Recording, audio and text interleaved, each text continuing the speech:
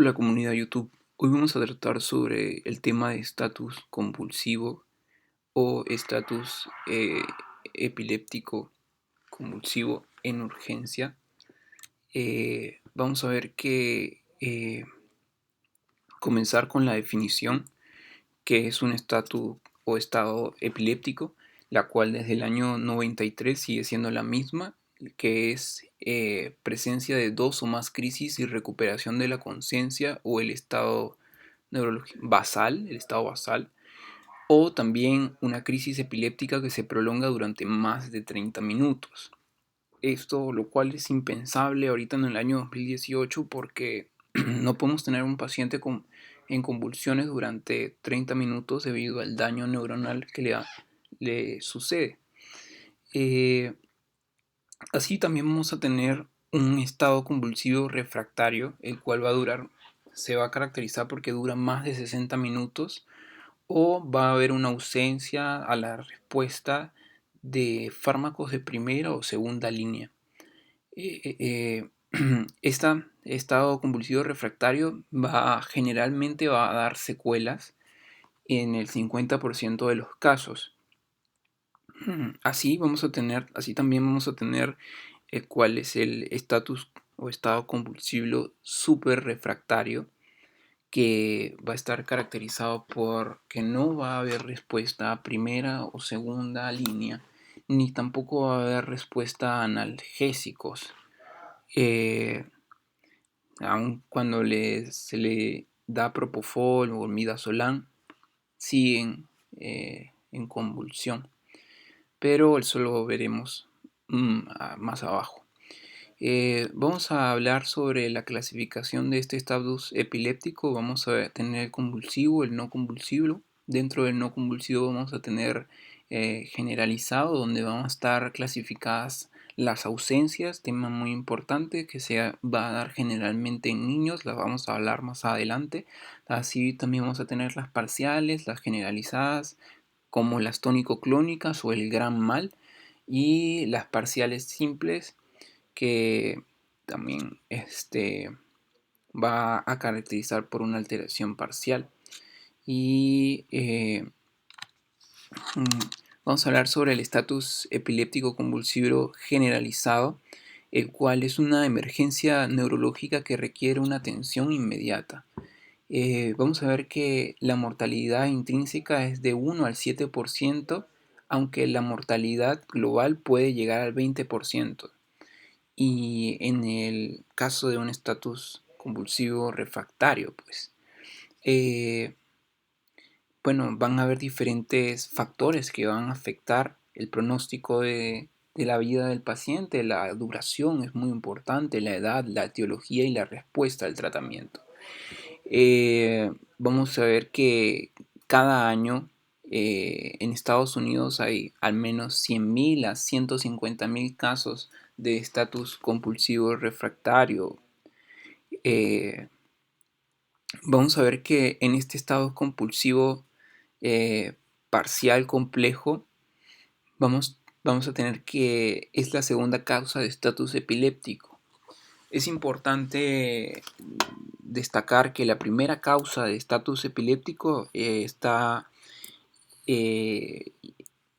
identificada para pacientes que no toman, sufren de epilepsia diagnosticada y que no toman la medicación, no cumplen con el medicamento, por lo que llegan a un estado convulsivo a la emergencia. Y bueno, vamos a ver que las generalizadas tienden a localizarse en la cara, ojos, miembros superiores. Vemos que el foco del electroencefalograma es normal, central o temporal anterior, se produce con el contexto de una enfermedad neurológica grave, vascular, metabólicas, traumáticas, encefalopáticas, y bueno, se asocia a alteraciones de la conciencia, alta frecuencia de descargas subclínicas y erráticas al electroencefalograma. Eh, Vamos a ver que van a haber tendencia a generalizarse secundariamente como crisis tónico-clónicas generalizadas. Eh, Vamos a ver que el estatus epiléptico parcial complejo, el diagnóstico diferencial, va a estar caracterizado por crisis psicógenas, encefalopatías metabólicas, somnolencia posictal. Es importante decir que también puede ser inducido por alguna alteración metabólica, ya sea una hiponatremia o una hipoglicemia. Eso lo vamos a hablar en el manejo. También vamos a tener sobredosificación de fármacos o tóxicos, un TIA, que es un ataque, un trastorno isquémico eh, transitorio, un stroke, migraña o psicosis. Eh, bueno, vamos acá a hablar sobre el estatus epiléptico generalizado no convulsivo, es que es en el caso de las ausencias. Va a haber que va a haber una alteración de la conciencia de grado variable, no va a haber una pérdida total, sino va a haber una alteración de grado variable.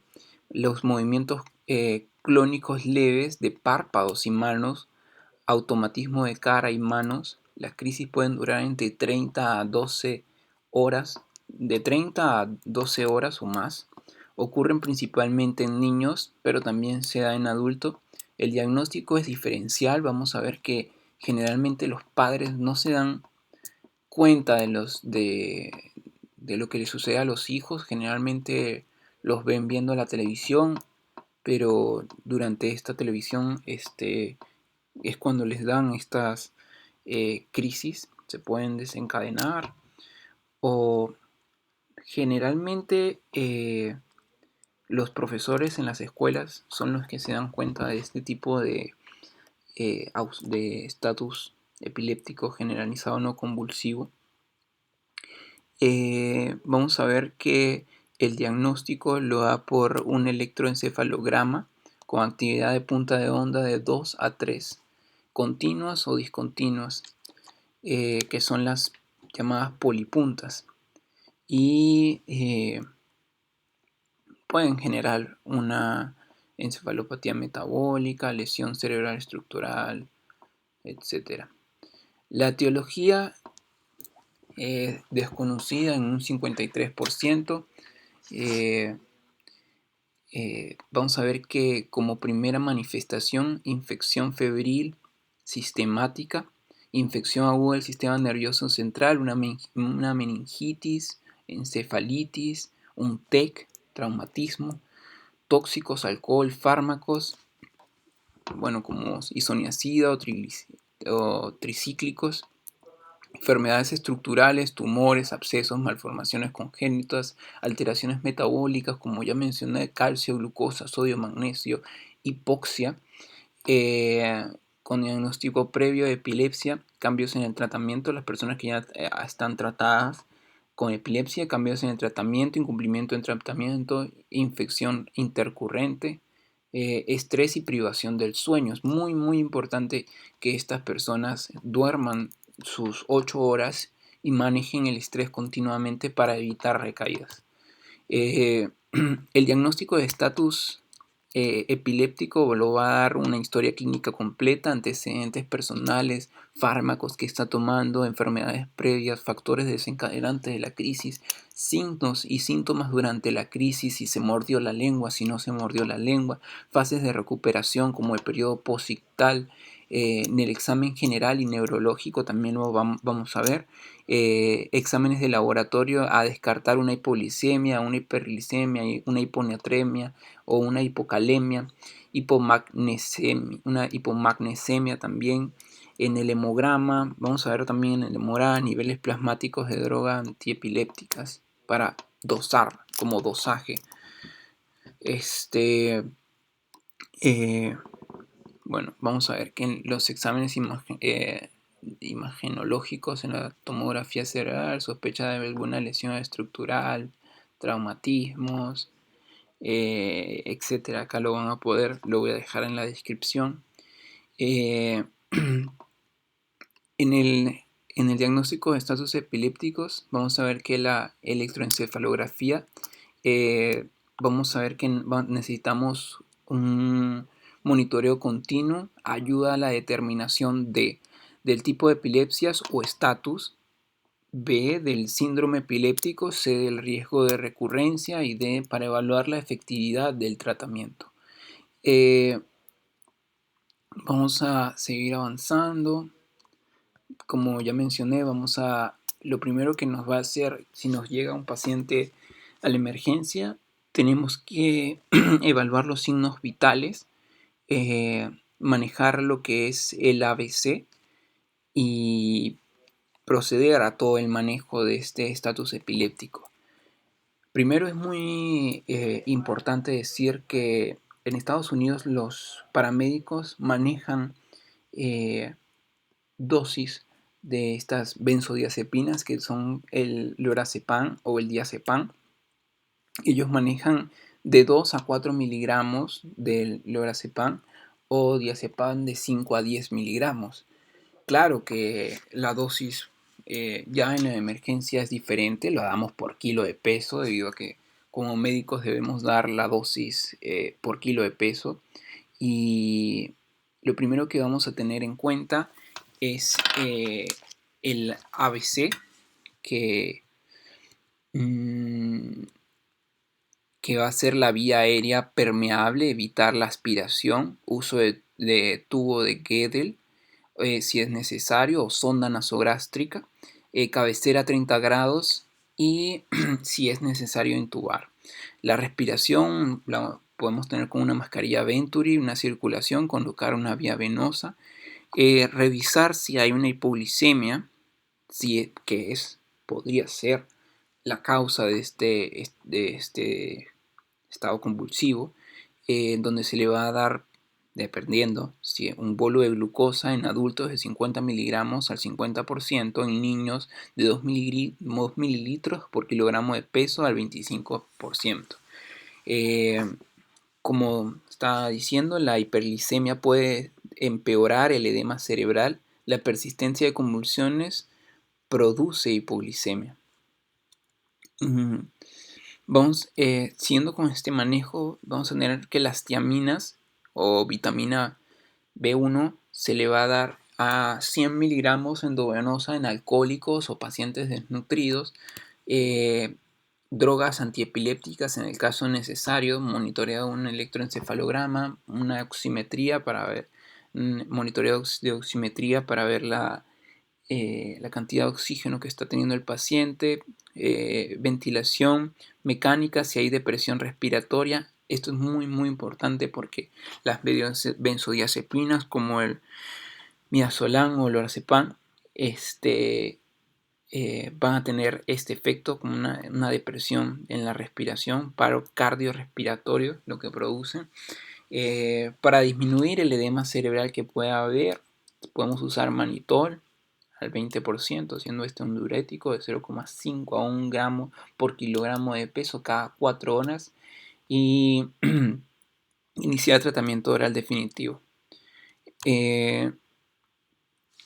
Continuando con el estatus epiléptico, vamos a tener que el manejo inicial, como ya mencioné, los paramédicos tienen para dar de 5 a 10 miligramos, si fuera el caso de diazepam o de lorazepam, de 2 a 4 miligramos.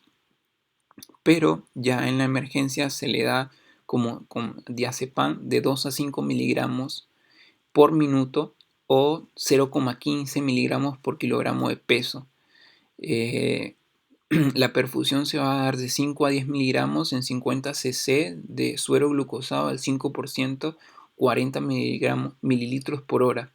En niños se va a dar 0,25 a 0,5 miligramos por kilogramo a 2 a 5 miligramos por minuto. Máximo 10 miligramos. Otra cosa que es importante mencionar, que en el caso de las ausencias en niños, el fármaco ideal va a ser la etosuximida o el ácido valproico.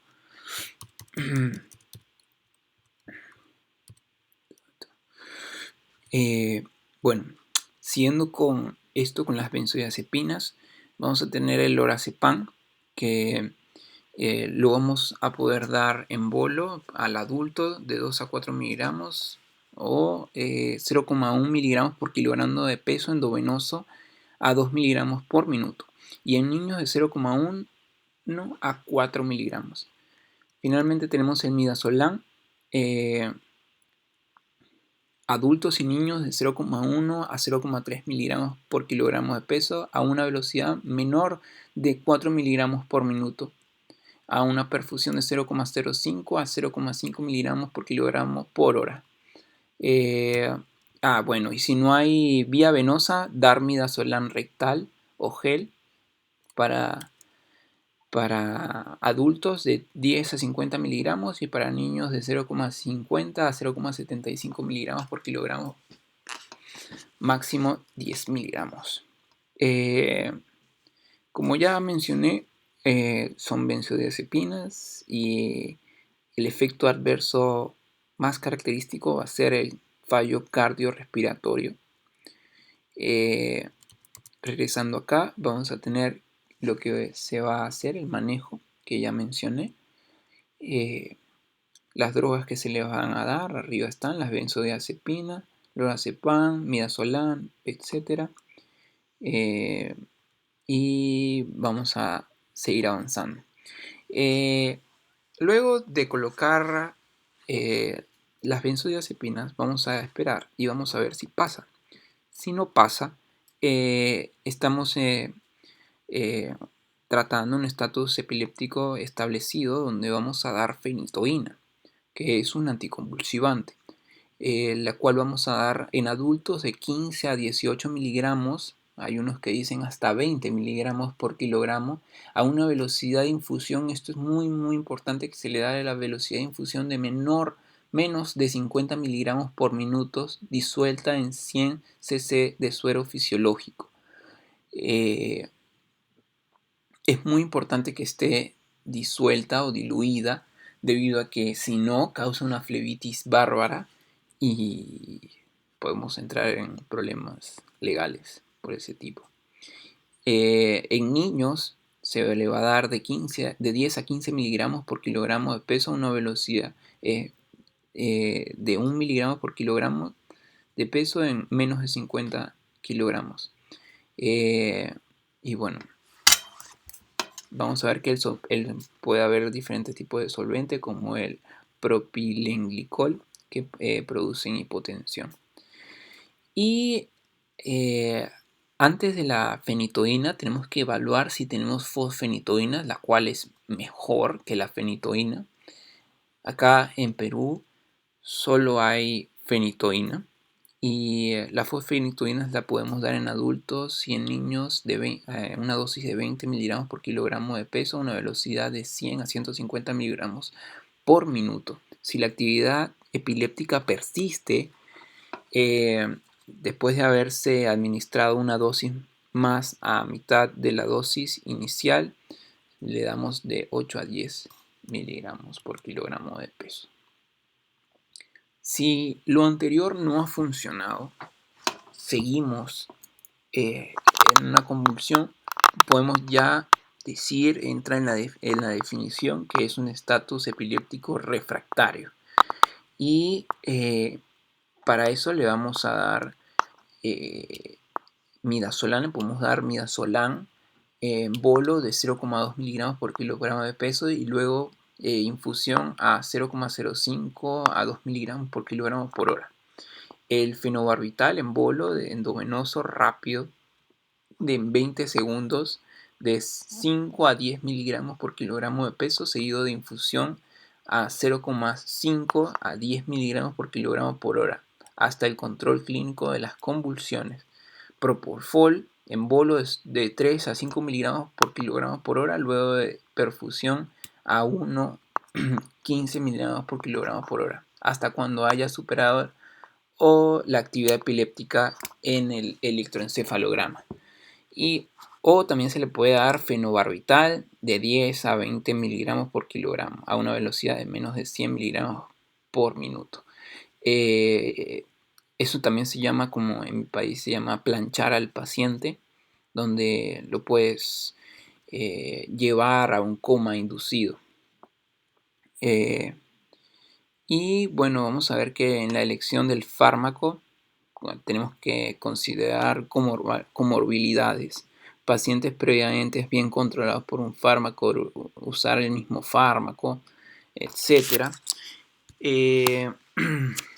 Vamos a ver a qué pacientes que convulsionan se le toma una tomografía, y son a los pacientes que podemos sospechar de lesión estructural, un tumor, un stroke, una alteración focal, motor o sensitiva, eh, o aquellos pacientes que tienen fiebre, un TEC, eh, algunos pacientes que estén previamente con tratamiento anticoagulante debido a, es importante esto decirlo porque pacientes con anticoagulantes pueden llevar al desarrollo de una hemorragia.